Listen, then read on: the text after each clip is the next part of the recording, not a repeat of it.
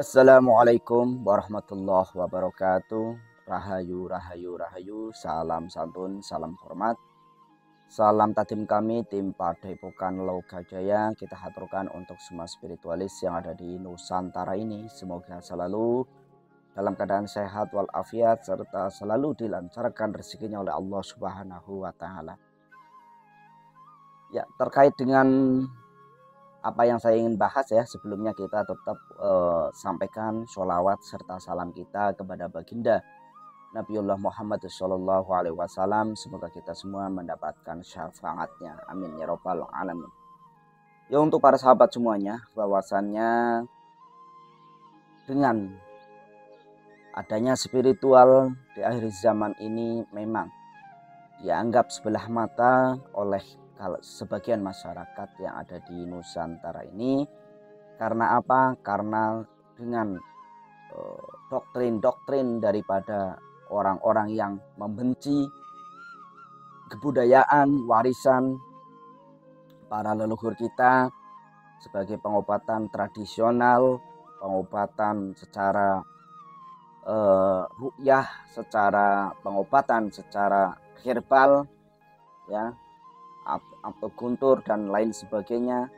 Itu juga memang sebagian kalangan masyarakat yang ada di Nusantara ini menganggap sebelah mata. Tetapi itulah bahwasannya nantinya untuk keilmuan spiritual, keilmuan tradisi kebudayaan yang ada di Indonesia ini khususnya akan terlahir kembali, akan jaya kembali dengan kedatangan Sang Kinasih Satrio Piningit. Karena apa? Karena nantinya di akhir zaman ini Sang Kinasih Satrio Piningit ini akan menjadi suatu panutan dengan keilmuan spiritualnya ya.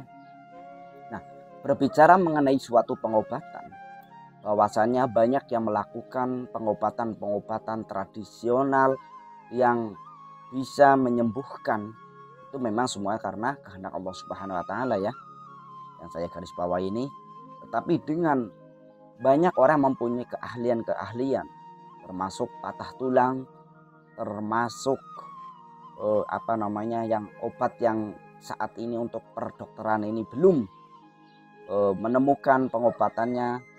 Ahli spiritual ini banyak sebenarnya yang sudah mengetahuinya, tetapi karena memang dibatasi oleh Menteri Kesehatan atau IDI ya, Ikatan Dokter Indonesia ini juga tentunya lah ya ada suatu prosedurnya, karena di Indonesia ini semuanya itu ada hukum-hukumnya.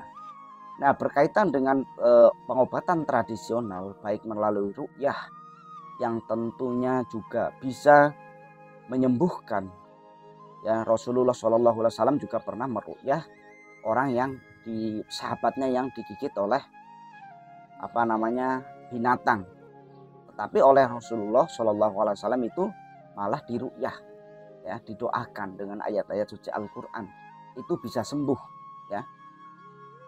Jadi tentunya semua itu yang kalau memang hatinya, kolbunya udah bening, udah menyatu, udah dekat dengan Allah Subhanahu wa taala, apapun yang diucapkannya, apapun yang didoakannya, pasti itu akan diijabahi oleh Allah Subhanahu wa taala. Nah, menurut para orang-orang yang ahli dalam pengobatan, sebagaimana yang dilakukan oleh Kang Anwar ya, Kang Anwar ini memang mempunyai kelebihan ya, mempunyai suatu karomah lah bahasanya, ini mampu menyembuhkan segala penyakit ya, dengan pengobatan-pengobatan tradisionalnya, dengan ruqyah yang sesuai dengan anjuran daripada Nabiullah Muhammad SAW dengan ayat-ayat suci Al-Quran yang tentunya sudah ada sanad keilmuannya. Tapi juga ya, zaman sekarang ini banyak yang tidak mengakui suatu kelebihan orang lain. Nah, apakah ada kaitannya dengan Sang Kinasih Satrio Piningit? Tentunya ada. Bahwasanya Sang Kinasih Satrio Piningit ini diutus oleh Allah Subhanahu wa taala, yang pertama dalam menjalankan suatu tugasnya adalah untuk menolong ya, untuk menolong manusia ini ya, Salah satunya dengan orang-orang yang kalangan bawah lah ya bahasanya, ini yang mempunyai sakit tinggi, sakit berat, yang tentunya harus ke dokter itu harus bayar sekian juta, mahal. Tapi ini nanti dengan Satrio Piningit ini mungkin ya, menurut para narasumber ini, Satrio Piningit ini juga ahli dalam suatu pengobatan. Beliau ini menolong, ya dikasih, ya tidak pernah itu meminta sekian miliar, sekian ratus juta, ndak, seikhlasnya. Ini kata narasumber yang pernah saya temui juga mengatakan bahwasannya salah satu daripada apa yang dikerjakan oleh Sang Kinasih Satrio Piningit ini sebagai tabib ya, sebagai tabib juga dijalankan, karena itu juga amanah ilmu daripada leluhurnya. Satrio Piningit juga menjalankan amanah-amanah daripada keilmuan-keilmuan yang diberikan oleh para leluhurnya, bukan hanya para wali, para nabi saja, tetapi para leluhur yang memberikan amanah keilmuan daripada Sang Kinasih Satrio Piningit ini juga dijalankan. Salah satunya itu pengobatan ya. Pengobatan ini memang kalau secara medis itu ya harus pakai obat ya, harus diobatin, ada lah ya. Tetapi kalau secara ru'yah itu karena langsung Allah Subhanahu wa taala yang akan mengangkat, membuang penyakit-penyakit yang ada di tubuh daripada seseorang pasien itu. Nih ya. Jadi Sang Kinasih Satrio Piningit ini di samping memang beliau ini menjalankan tugas-tugas pokoknya, tugas-tugas besar, juga menjalankan tugas-tugas daripada keliling ya. Keliling dalam segi pengobatannya. Bukan hanya untuk tugas-tugas yang besar saja, tetapi Satrio Piningit itu juga termasuk besar karena menolong sesama manusianya. Itu salah satu daripada Sang Kinasih Satrio Piningit. Ini fakta daripada di lapangan. Ya. Oleh karena itu Sang Kinasih Satrio Piningit ini memang beliau ini di samping menjalankan suatu pengobatan, ahli dalam suatu herbal sebenarnya. Tetapi beliau ini dalam pandangan mata batin daripada sesepuh atau narasumber yang pernah saya suani juga mengatakan beliau ini lebih kun fayakunnya saja, sabdo dadinya saja yang artinya itu dengan ru'yah lah ya. Menggunakan, beliau ini selalu menggunakan pengobatan secara ru'yah. Ini yang ada di fakta di lapangan. Walaupun saat ini beliau ini terkadang ya memang hanya melihat saja, ini sudah tahu nih penyakitnya, apa sebabnya, medis apa non medis, apa gangguan jin. Nah, kalau gangguan jin datang aja itu Satrio Piningit jinnya udah kabur. Karena memang salah satu daripada yang dikatakan di ramalan Prabu Joyoboyo, Satrio Piningit ditakuti oleh bangsa jin. Salah satunya itu. Ya, jadi memang memiliki suatu karomah-karomah yang tidak dimiliki di umat akhir zaman ini. Ya, jangan menganggap sebelah mata ya, orang yang berkecimpung dalam suatu pengobatan ini jangan dianggap sebelah mata, dianggap cari duit, tidak seperti itu juga ya. Jadi memang semuanya ini Allah Subhanahu wa taala menciptakan apapun itu pasti ada manfaatnya, termasuk kita semua ini ya, diciptakan oleh Allah dengan banyak kekurangannya, juga pasti ada kemanfaatannya di sisi orang lain ya. Jadi kalau kita saling menghormati, kalau kita bisa saling mengerti satu dengan yang lain, memahami antara spiritual, memahami antara ilmu-ilmu yang menjadi warisan daripada leluhur, insya Allah itu kolbu kita itu akan bening, sehingga kita akan tertuntun dan bisa melihat daripada kebenaran dan kesucian daripada Sang Kinasih Satrio Piningit itu. Ini salah satunya ya.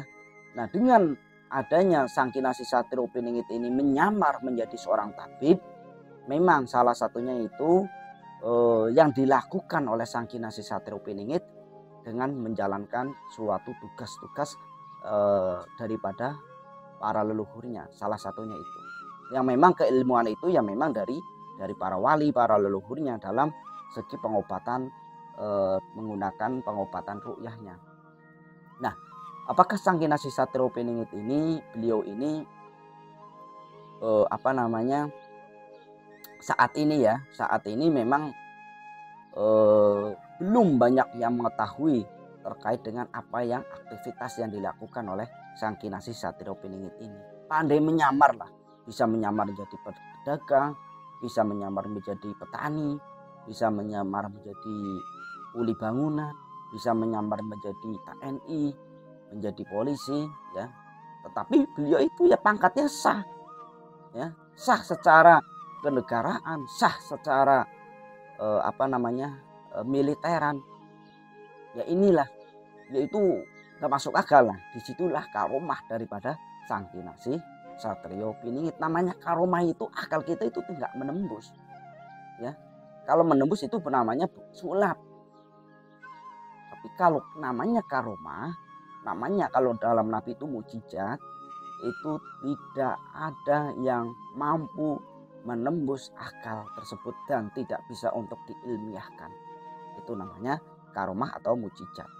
Sama dengan apa yang dilakukan oleh Sang Kinasih Satrio Piningit ini. Tidak akan bisa diterima oleh akal manusia, tidak bisa diterima oleh ilmiah manapun bila mana karomah yang dikeluarkan oleh Sang Kinasih Satrio Piningit itu, termasuk dengan karomah penyembuhan segala penyakit. Ya, jadi Satrio Piningit ini juga mampu menyembuhkan segala penyakit apapun yang ada di bumi ini. Itu ya, itu memang semua itu ya atas kehendak daripada Allah Subhanahu wa Ta'ala. Contoh kayak Nabi Isa dulu malah justru mampu menghidupkan orang yang sudah meninggal. Segala penyakit mau dari kecil mau dari lahir itu pernah disembuhkan oleh Nabi Isa alaihi salam.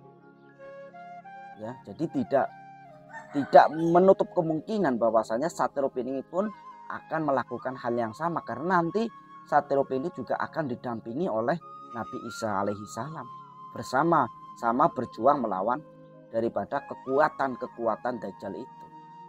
Ini salah satu yang ada lah ya. Jadi bahwasannya ini memang sudah titik temunya udah mulai kelacak nih, bahwasannya Satrio Piningit ini mampu menyamar sebagai apapun dan memiliki karomah yang tidak pernah akan tertangkap nalarnya oleh siapapun dan tidak bisa untuk diilmiahkan oleh siapapun.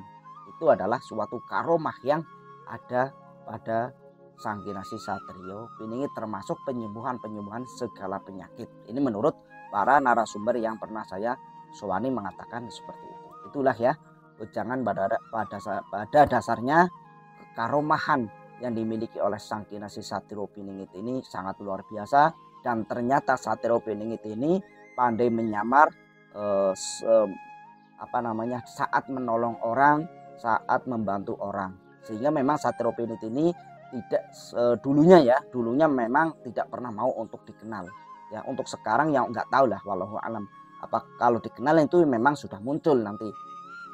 Ya, bukan mengakui ingin dikenal, tetapi memang dikenal oleh seluruh masyarakat yang ada di Nusantara nantinya ya.